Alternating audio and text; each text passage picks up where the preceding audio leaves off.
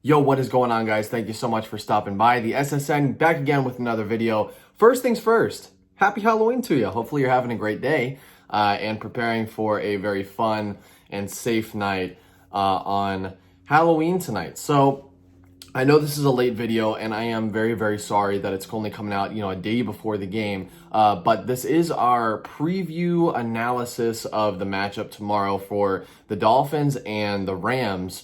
So, obviously I would like to put this video out earlier in the week, and I'm sorry that I didn't. Things have been a little bit busy, packing, getting ready. Like I said in a previous video, my fiance and I have just gotten a house. So things have been hectic, things have been crazy, and then work and personal life and all that on top of that has made things super hard to manage right now. So I'm getting out the video a little bit late, and I do apologize about that. But without further ado, let's go ahead and get into this matchup. I don't want this video to be too long here, but I do want to just talk real quick about the matchup, what I think we could be looking at, and some key things to focus on when we're watching the game tomorrow at 1 p.m. Eastern time. So, like I said, it is the Rams coming to Miami and facing the Dolphins. This has a lot of potential to be a very, very good game, a big game back and forth for these teams. I want to talk real quick about the Dolphins, our roster, the Rams, and their roster. So first of all, we'll talk about the Rams. The Rams probably all together, and I say all together, that's an important word because, we've faced good teams before. We have faced the Seahawks, who have a better record than the Rams. But me personally, I think the Rams are just a better, well-rounded team. They have a great coach. They have a great system and a lot of talent on that team. So me personally, this is my opinion, I think the Rams are probably the best team that we are going to face so far at this point in the year for the Dolphins. I think they just have they have more of a roster. They have more of a complete team than Seattle did. So I see this as being a very, very tough matchup for Miami, even though it's at home, even though they have a long travel, even though we've had that extra week, even though Tua's coming in, all of those things, I think still this is going to be a very hard matchup for Miami. So the Rams have a lot of things to focus on, guys, like a lot to focus on. Obviously, their offense is a good offense. Darrell Henderson's having a decent year. Malcolm Brown is a good running back. Jared Goff is kind of pulling it all together. He's having a good season so far. And then their receivers are also very solid. Their tight ends are solid. So our secondary has to do a really, really good job at containing what they've got on the boundaries and in the slot. We just have to really make sure that our secondary is on their game. We've been doing a good job at that the last couple of weeks. Our secondary the last couple of weeks has been really, really good. So I want to see us just continue to move in that direction, continue to lock down the secondary, continue to do our job there. But I think the most premier thing for the defense for Miami is the pass rush. We have to make sure that we're getting the pass rush consistently after Jared Goff. He is not the most mobile quarterback. He is not the best out of the pocket. And he's not a scrambler by any means. So the more that we can get pressure on Goff and shake him up a little bit, the better, because he's just not primarily like that dynamic type of guy to get out of the pocket. He is not a Patrick Mahomes. He is not a Lamar Jackson. He is not a Russell Wilson. He's really more of a pocket passing quarterback. So the more that we can shake him up while he's in the pocket and make things, a little uncomfortable and put that pressure on, the better for the defense and the harder for Los Angeles's offense. So that's the main thing defensively that I think the Dolphins should focus on, is just make sure that we're getting as much pressure as possible. And I think we're really going to have to rely on guys like Emmanuel Ogbah, who had a very good game last week and has been, clearly far and away, I think, the best defensive lineman that we've had this season so far. I think we really have to rely on a guy like him. We've got to rely on a guy like Shaq Lawson. Hopefully he can do a little bit of something. Now, Los Angeles also does have a really solid offensive line too, and so I could see some struggle there. But we have to pull it together defensively as a unit, especially in that front seven. We've really got to lock up our jobs. We've got to do a solid job at creating the pressure necessary to shake it up in the pocket for Jared Goff. That's the main thing defensively that I think we need to focus on as the Dolphins as a team defensively. Now, offensively, is where there's a lot to talk about. Obviously, guys, it's Tua's first game. So there is so much narrative surrounding Tua, his first start in the NFL. What is he going to look like? Is he going to live up to Herbert? Is he going to live up to Burrow? Is he going to justify this fifth overall pick on Sunday against the Rams? To me, I think that's the wrong question. And I actually had a video filmed and I had a guest on the show. It was someone who I've had on before. And we went really in depth about this decision. Should Tua have started now? Was it the right timing? Was it the right decision? But I decided not to put that video out. And I think because mainly I don't think it's the right question to ask. I don't think the question is he going to perform like Herbert? Is he going to perform like Burrow? Is he this? Tua needs to perform like Tua. That is the number one thing that we need to look for from Tua.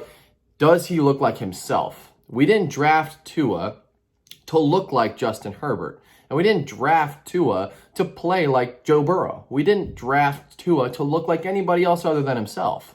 So the most important thing, the paramount thing for Tua starting on Sunday, his very first start, is does he look like himself? Is he comfortable out of the pocket? Is he making good reads? Is he making good throws?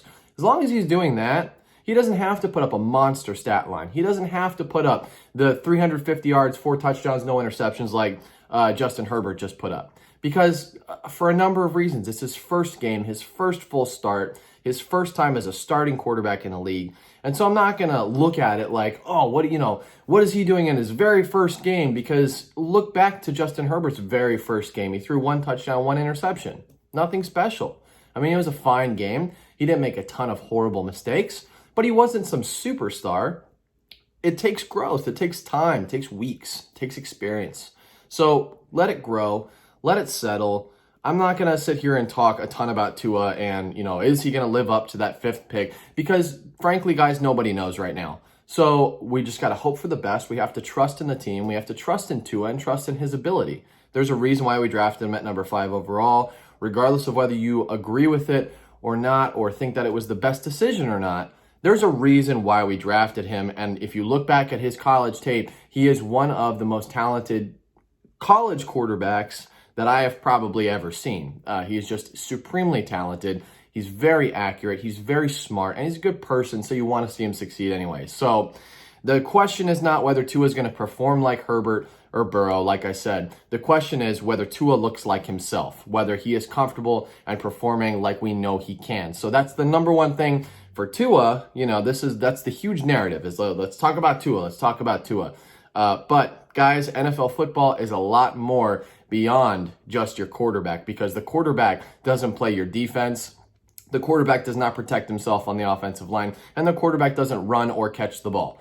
I mean, unless if you're, a scrambling quarterback, which could happen, but he's not going out there doing everything. So you have to rely on the team as a whole. So my number one thing that I'm scared about, that I am very, very scared about, and I think it's reasonable, and a lot of people have been talking about it, is Tua's very first start is against one of the scariest defensive fronts, mainly in part due to the man himself, Aaron Donald. This guy is an absolute monster, second in the league in sacks, absolutely killing it this year. I mean, he's a beast, and I don't think I don't need to talk about it in this video. You guys already know who Aaron Donald is. He's one of the greatest defensive linemen of this generation. I mean, he's just such a talented defensive player. He's fantastic. So the scared part of me says, man, I really wish that Tua's first start could have been against a different team, because Aaron Donald is just so good. And looking at Miami's offensive line, if it was a different team, if Aaron Donald was on the Jets, or if Aaron Donald was on, the Falcons, or another team who just couldn't get pass rush consistently, and it was just Aaron Donald, then okay, well, you double him, you triple team, you do what you got to do. You plug people in, you have your running back stand back and take some blocks too. You do what you got to do and maneuver around. Just focus on that one guy, and then hopefully the rest of the offensive line can hold their own against, who else. And so that would be the mentality on a different team, but this isn't a different team. And the Rams have a handful of guys who are good defensive linemen. I mean, guys, you have Michael Brockers, who is a good defensive lineman. You have Samson Ibukam, who's a good defensive lineman. He's not some superstar, but he can get the job done. And then Leonard Floyd is having a really good year, 4 sacks so far. So, you know, just looking at the defensive front all together for Los Angeles, putting it all together, Aaron Donald is such a supremely hard matchup for any offensive line, and especially for one with 4 new starters, 2 rookies. If Austin Jackson starts, then potentially 3 rookies, unless if Jesse Davis gets another start.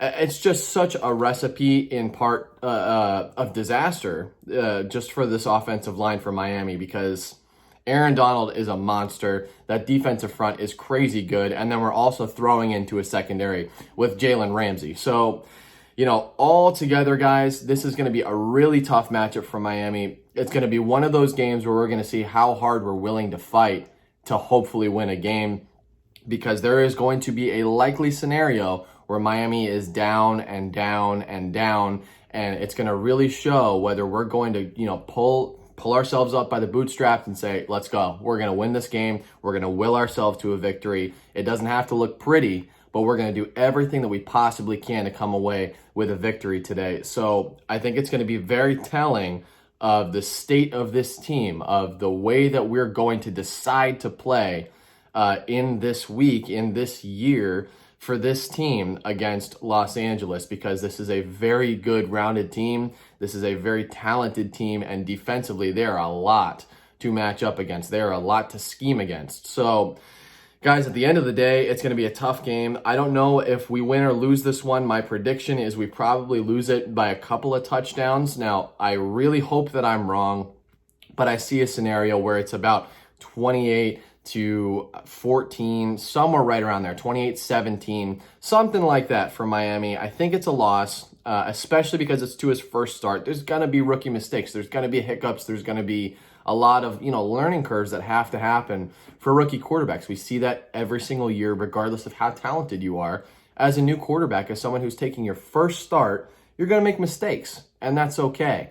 And on top of that, you're facing a very, very good defense in LA. So, you know, it is what it is, guys. I think it's just a scenario where we can see how hard is this team willing to fight and how good can our defense be. This is going to be a very telling game for our defense as well. So, like I said, guys, I think it's a loss. I think it's going to be somewhere right around a touchdown or 2, but I think it's going to be a very clear indicator of how hard this team is willing to work, how hard we're willing to fight, even though we might be behind the 8 ball a little bit. How hard can we push forward to potentially get a win? So, guys, that's my prediction for the game. That is my analysis of the game. Those are the key points that I think you should be looking out for. Obviously, the Tua thing aside, there's plenty to look for on the offensive side of the ball, trying to get the running game, you know, incorporated into the game consistently, trying to get Myles Gaskin the ball, trying to get, you know, guys like Mike Gesicki the ball a lot.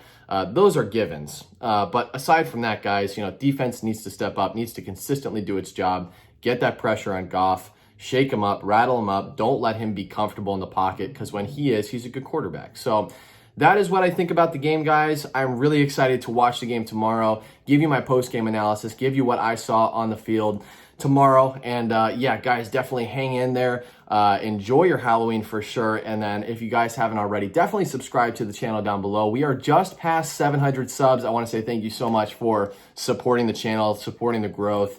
Means everything, guys. We are now officially, I think, 297 away from our very first 1,000. So road to 1,000 is in full effect. I'm super excited for it. So guys, enjoy the rest of your night. Definitely subscribe, hit that bell icon for notifications and all that good stuff, guys. So I will see you tomorrow. Enjoy the rest of your night. And as always, fins up.